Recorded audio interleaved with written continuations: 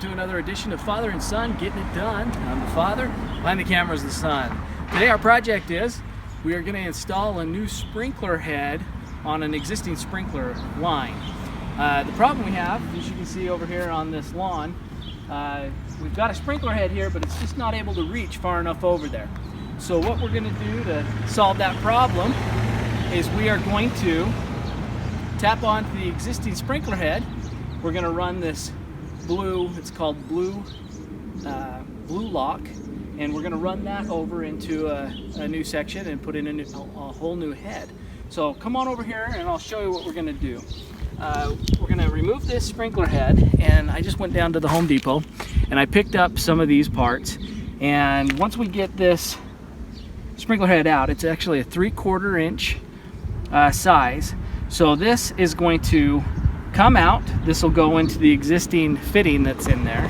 We're going to put another, if I turn it over that'll make more sense. I'm going to put this sprinkler head on top of here, and it'll actually raise this head up just a little bit. But this is a T, and it allows me to take this blue pipe. It's kind of like a poly pipe, but it'll insert into this. Now what's cool about this system, it's called a blue lock system, and you don't need to glue, you don't need to prime, you don't need any clamps or anything. This is all contained into this one fitting. You take that pipe and you slide it in, it locks into place. So that's all we need to do on here. Then we'll run this blue pipe over to where I want the new sprinkler head to go. And on this sprinkler head we have another fitting which has the same locking mechanism, and the other end of the pipe will just go in there, and here's my new sprinkler head. And so the hardest part to this project is just exposing the original sprinkler head and digging a trench. And since, if you can see the line of the grass, it moves around and it's not a straight line. That's another advantage we have with this blue poly pipe. It's going to actually allow me to move it around, and I won't have to do anything but just dig in the dirt.